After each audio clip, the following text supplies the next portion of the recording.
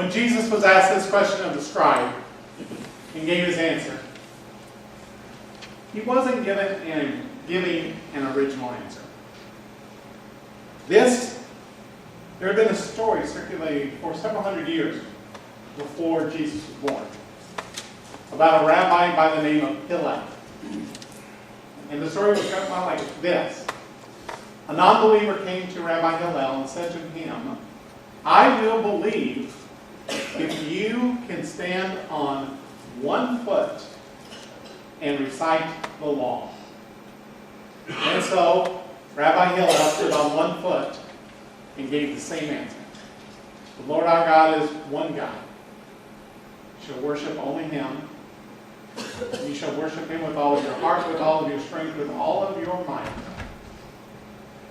And you shall love your neighbor as yourself. So, when the scribe who asked him this question heard Jesus' response, he took it, probably in the context that he had learned it. But I wonder if he truly understood it. I wonder if the Jewish people at that time really understood it. And history, as it bears out, probably is telling us they did not. You see, what happened, if you read the story, the history of Judaism, is that after the death of Jesus, around the year 70 AD, so it would have been another 40 years, the Jewish people rose up against Rome. And Rome brought in legions and surrounded the Jerusalem, where all of the Jews had taken refuge.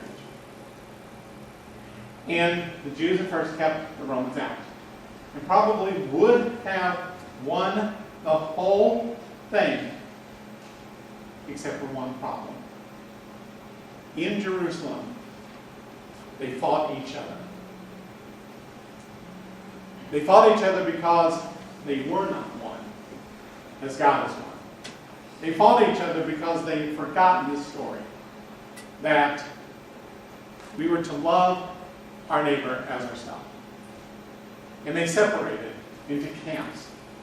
And then they started to fight among those camps. And what happened was this, an amazing story that you really probably have not heard.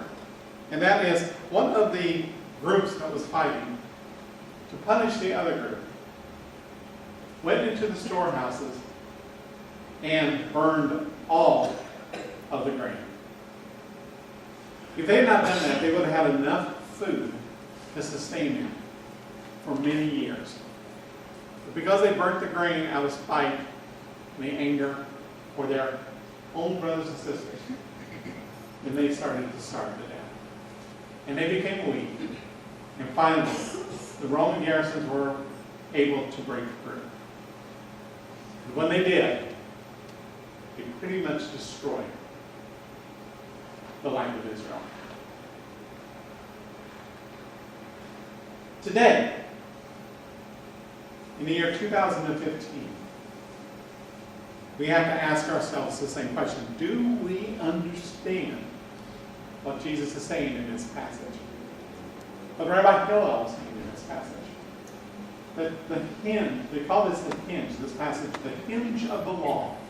All of the law is centered upon the fact that we worship one God, and the second commandment is that we should be one people. Because that is in essence what we mean when we say to love your neighbor as yourself. The Christian church, in all of its history, has not been able to grasp this. You know, I look around the world, and I've been to Europe, and I've seen these wonderful, majestic cathedrals, these work of art. I've seen and I've read some amazing books from Christians. And yet nowhere do we ever stop and say, when do we take God's law seriously? When do we read that second passage I don't know of any Christian who really has trouble understanding the first, that the Lord God is one God.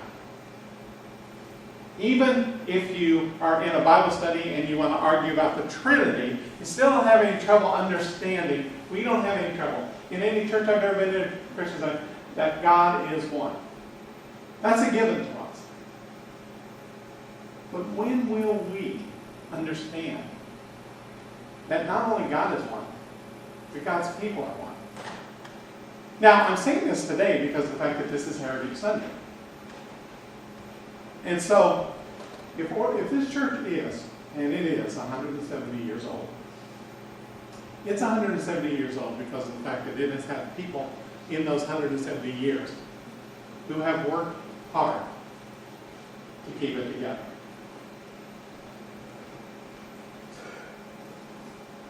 But I can't say the same thing in out of 170 years with a Christian church around the world. If we were serious, and in the year, starting in the year 1900 and going through actually 1910, all the way through the 20th century, people trying to be serious, trying to say, we need for the church to be one.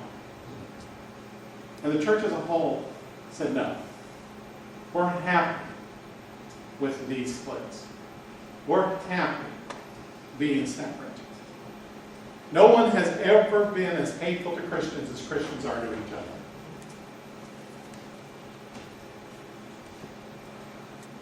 And what has happened is that what we should have known all along is that if you don't take heed to God's law, then eventually you may lose God.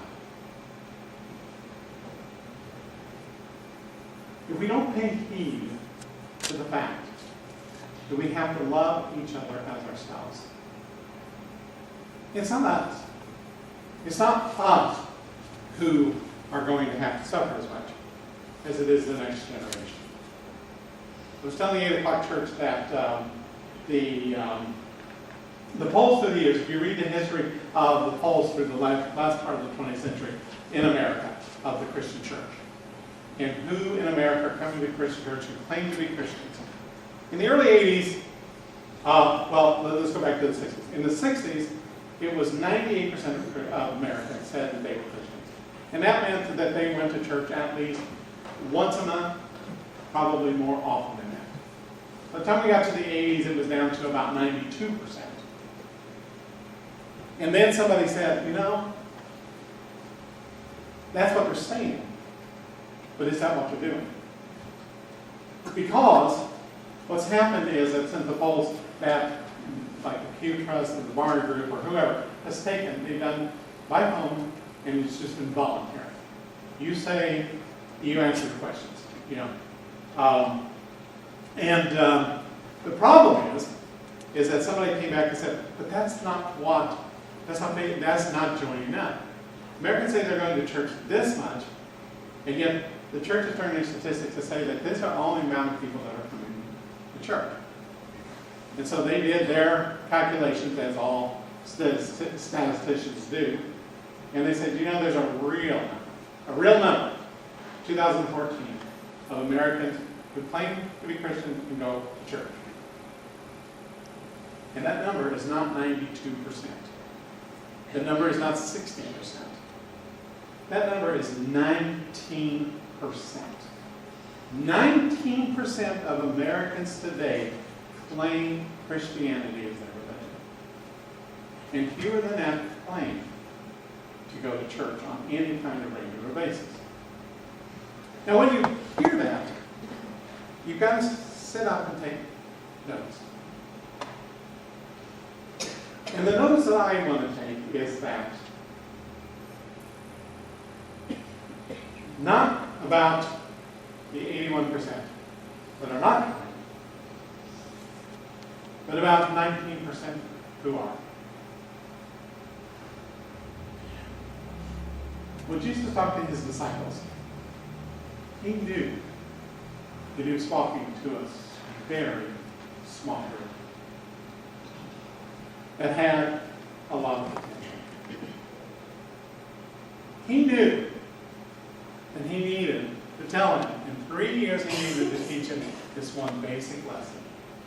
And that is, this is what God wants you to do. And today, God is saying the same thing to us. What does God want us to do? I've said it before and I'll say it again. We are the generation that could see the last church door closed. And this is across all denominations in this country. Because we are raising a generation that says, we don't want this, we don't need this. We are raising a generation that is now claiming that the Bible is just a book among all other books. There's nothing special about it, there's nothing sacred about it. It's just a book. It has some good things in it. It might be good reading, but it's not that important. And we are raising a group of people who say, I can find my spirituality on my own. And it's not, please understand this, it's not atheists who are saying this. It is the people, the generations that were raised in the church as children.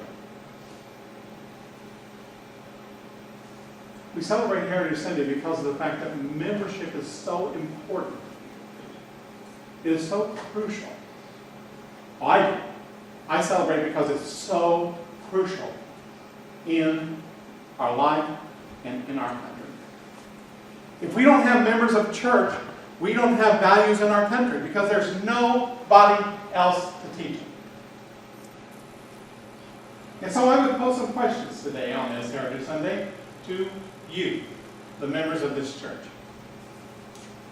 What do you see as the most significant part of being a member of a church for you? If we were to lose the building, could we still be members of a church? Or is it the building itself and the only thing that is keeping us together? That has kept us together for all these years?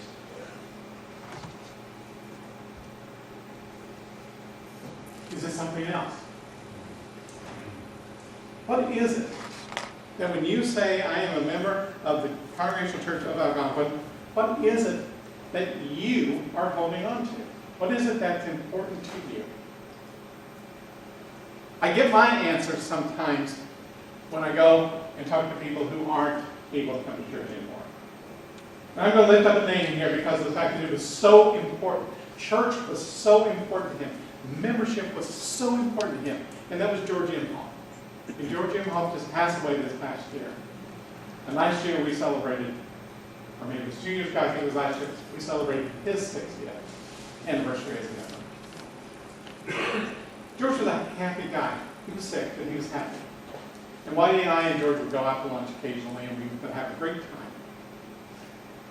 And then when he was hospitalized, I would go talk to him in the hospital. And I could tell you, no matter how sick he was, no matter how bad he felt, when I would come in, he would talk to me about this church. He would talk to me about the details of this church, the history of this church, the church that he knew, the church that he worked so hard to form. He wasn't bragging in any way, shape, or form.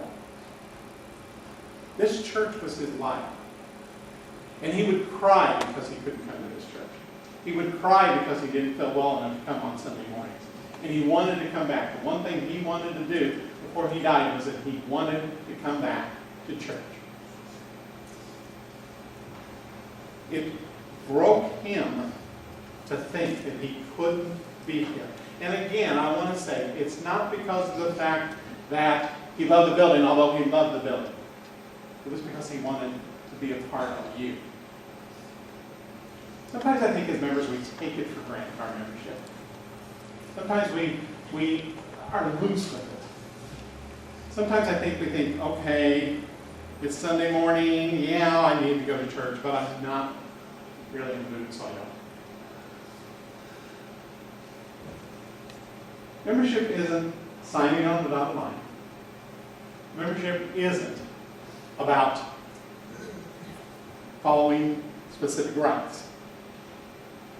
Membership in our church is about community. It's about being together and working together. It's about being together and loving each other, just as always a family will do. There's times you will disagree with each other. I know there's never a time you'll disagree with me, but with each other, sure. Because families do disagree with each other. I mean, I'm one of 9. I can guarantee you, we have disagreements, and we have had disagreements over the years. But the one thing about membership is that you never lose it, like a family. You can be mad at somebody in your family, but it doesn't break the bonds of that family. You can be hurt by somebody in your family, but it doesn't break the bonds, because the family is always bigger than the individuals within it. And it's the same way about the church. And what I love about this church is the fact that you guys instinctively understand that. You understand that. But here's what I want to say. When I ask myself the question, what is it that defines our membership? Where is our membership defined? Where do we gather? And if we were going to lose everything else, this is the one thing we couldn't lose. And the place I've come up with is that around this table behind me. And what I would want to say to every person out there who thinks they can get by on their own is that they're wrong. The world is too hard. You know, the world is too harsh. No matter how much you think you can do it on your own, you can't. And I would say to them, and so don't turn away from the church. Sure, there's a lot of hard stuff. And there may even be a little bit of what people outside the church call hypocrisy. Again, with you, not with me. But the thing is this, is the fact that but Jesus never said anywhere in that Bible to go to church. Never. He never once told anybody to go to church. But what he said is come to my dinner. And my dinner's there, and it's for you. For where 2 or 3 are gathered in my name, there I will be also. And it is around this dinner that we find our family. Sitting at the head is Jesus. But over it all, throughout it all, is our Father God. It is communion that is important. And just like any good family dinner, it doesn't matter how you interpret what's going on around that table. It doesn't matter what you think you are eating. Trust me, I've been to dinners, especially in churches, where I look at it and think, I'll never know what I just put in my mouth. But it's one of my family members who made it, and I will eat it and swallow it and smile. Fortunately for Jesus, he made it easier for us. He just said, I'll give you bread and I'll give you some wine. You don't have to worry about it. So, but it's still the family table. And every time we take communion, we strengthen the bonds of our family. There's no great and special way to do it. He didn't tell us you have to sit in this and have the fork here and the spoon here and the knife here. He wasn't into manners, per se. Although that's what some people think. I probably have told you before, some of you, that the first time I was serving in communion in Pennsylvania, after coming from a church in Kentucky, I made the terrible mistake of giving the deacons the wine before I gave the bread. I don't know how I did it. I've been doing this for a long time, but the first communion that I served there, I gave the wine first. And so a woman came up to me afterwards. She goes, the couple in front of me was very upset. And the man was saying, oh my gosh, he gave us the wine first. He gave us the wine first. What are we going to do? He gave us the wine first. And she goes, oh, honey, just take it. They probably do things different in Kentucky.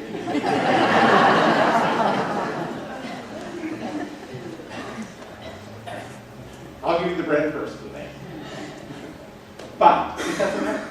It doesn't matter whether you have bread or whether you have the wine first. It doesn't matter whether you're eating bread or you're eating crackers. It doesn't matter whether or not you're drinking wine or drinking water. That doesn't matter. You know, over the years, the church has made too much of that kind of stuff. But it's the family that matters. And I want to believe that people have stayed with this church for as long as they have because of the fact that they know that it's the family that comes first. And not the details, not the rituals, but the family. And so today when you take communion, take it as a family. Only thing I want to say about your communion is that today you're going to have to sing for yourself. Truly you are. You'll see in a minute. But it's part of the service. But that may be a little bit different. Prayers might be a little bit different. But the fellowship is not. This is a great family that we have here. And I want you to take that and to go out and to talk to people and just say to them, look, all I'm doing is inviting you to a meal. And if all you do is invite people and get them here on a communion Sunday, that's enough. Let them see what kind of family we are. Here, and then out in the fellowship hall, we have our potlucks. A little bit messier out there, but hey, it's good. So, let us now prepare ourselves, because the table is spread for us by Jesus himself. And it is for our families that